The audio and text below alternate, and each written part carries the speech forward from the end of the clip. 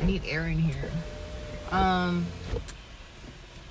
This word may frustrate some people, but I have to be completely authentic and honest with you guys and as to what God told me last night.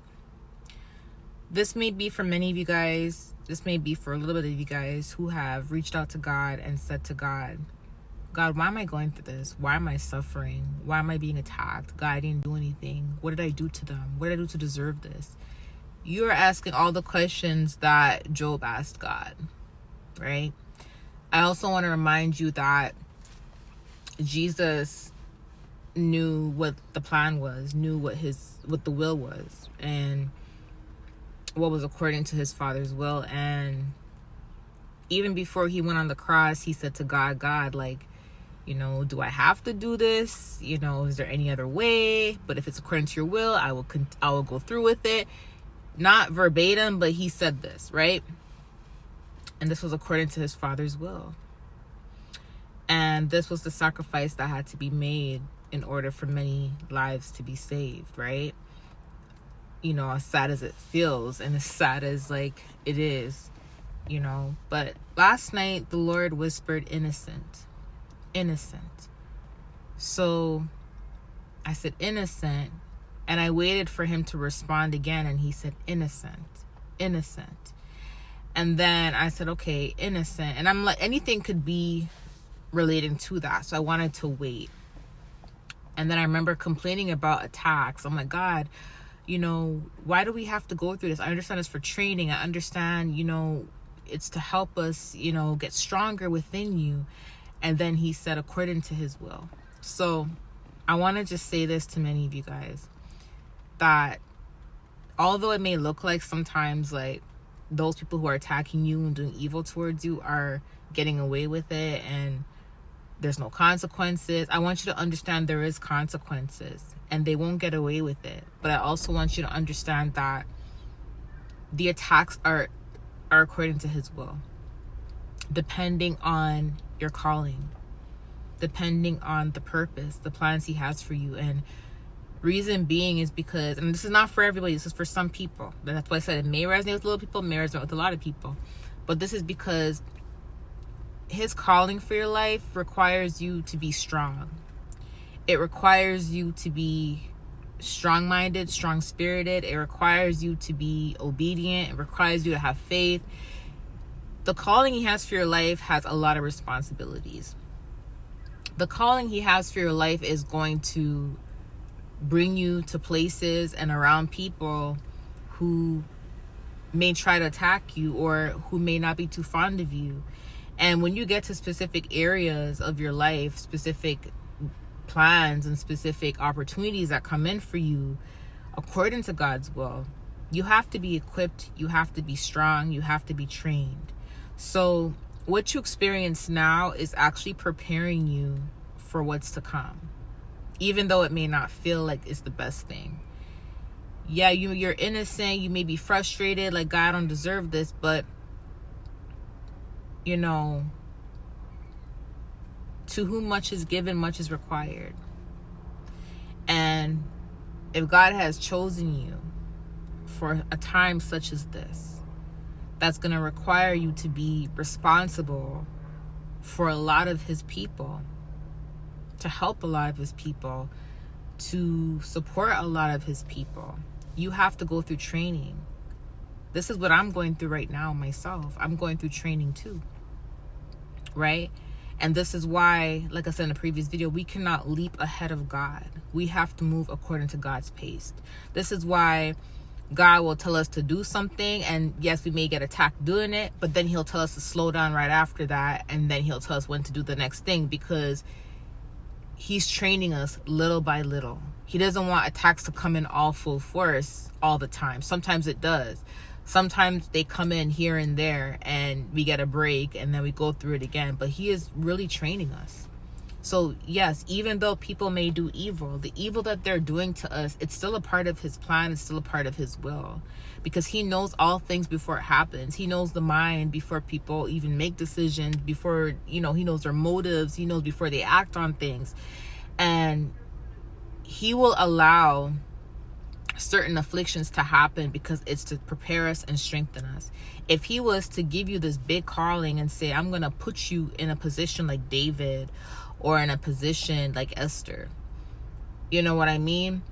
Or in a position like Joseph, and you're not strong enough to handle that position, you're not strong enough to fight what comes towards you, as in fight, as in like praying, fasting, knowing how to, you know, protect yourself in that way. God is protecting you, but he gives us instructions to fast and to pray. And if you don't know how to do these things, you don't know how to use the authority that he is giving you to trample serpents, right?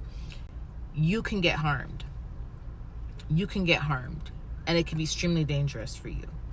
So everybody wants the position, everybody wants the calling, everybody wants the anointed, but not everybody's willing to, you know, fight the good fight. Not everybody's willing to go through the struggle, go through the suffering before they get to that position.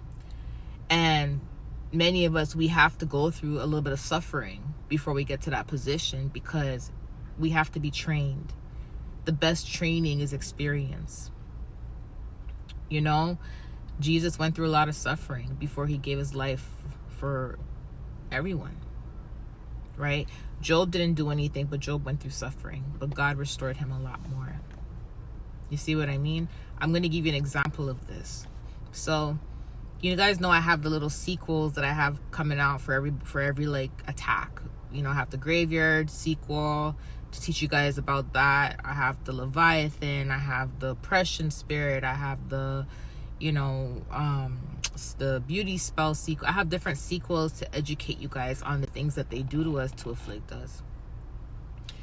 In order for me to be able to do these sequels and to give you guys as much education as possible, which is a form of deliverance, because deliverance through knowledge is a thing, right? It's a key. My people will perish for lack of knowledge. So knowledge is a form of deliverance. But in order for me to give you guys, you know, details on things, I have to go through things. And I never understood why God was allowing me to go through all these afflictions, and why every direction I'm turning in, I'm not even bothering anybody, but arrows are being aimed at me. And it's people I don't even do things to attack me, you know? I've gone through every single affliction. Every single spell has been done to me, down to the humiliation ritual, to where people humiliate me for no reason, right? And I asked God why he let me to go through it, and he told me that in order for me to be able to teach you guys on what you're fighting and to educate you guys on these things, I have to go through it. I remember when I started writing down all my sequels, the list of sequels that I'm gonna do, because he told me to do that, I said to God, the only thing I didn't write down that I'm not really sure of is the Leviathan spirit. I've never had to fight that spirit before, God. And I prayed to him and told him, like, why would you tell me to write this down as a sequel if I've never even fought this spirit? Because I had to write a list of everything down, and he told me to write down Leviathan. I'm like, God, but I've never experienced an attack from Leviathan before. And I had to pray about it, like, why would you want me to write this on the list? Can I tell you something? Do you know that same night in the spirit, I saw the Leviathan spirit enter my body? Do you know that? The next morning I woke up and I felt this movement around my stomach, and it wasn't gas. I felt like something was in my stomach. And then the whole 3 to 4 days, I was fighting the Leviathan spirit. I was going through all the symptoms of what it feels like to go through Leviathan spirit. I was experiencing everything. And then I think the 4th day of experiencing it, then God called me into the fast and said, okay, now it's time for you to go into your fast. I went into my fast and the spirit left. The spirit left. But I can honestly say that whole 4 days of experiencing that, I felt my stomach was bloated. I looked pregnant. I felt the spirit move around my stomach. I remember getting a bunch of emails from people twisting my words, twisting everything I was saying, making videos and twisting things. Like, it was, just listen. When God called me into the fast, I broke that spirit. Once I broke it, he let me know that I had to experience that to be able to educate on that. And I was like, man. So I'm using that as an example because what he said last night about many of us being innocent and not doing anything to deserve this, but still going through it, it's to train us and prep us. And if you have an important calling on your life that's going to be dangerous to the kingdom of darkness, you need to be prepared. You need to understand what's going on, what's happening, and you have to be equipped, right? And this is why he does allow certain things. And this is why he does not, deal with our enemies right away. He'll allow them to do things to a certain extent, similar to how he let Satan do things to a certain extent to Job. He'll allow them to do something to a certain extent, and then he will come in, right? But it's to prep us and train us. And I know it sounds messed up, and I know it's like, God, why? But we have to be trained. We have to be trained. You see what I'm saying? We have to be trained. And not every attack is according to his will. Some are. Not all. Some are. And that you'll notice that's why some people, they get dealt with right away. Like once they touch you, that's it. They get dealt with. And then there's some people, God may not deal with them until like a month later, 2 months later, maybe even years later.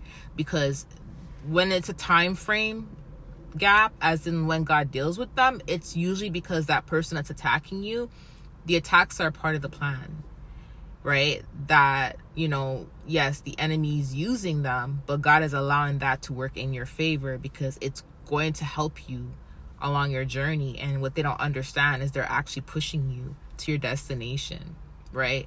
So I wanted to just share that with you.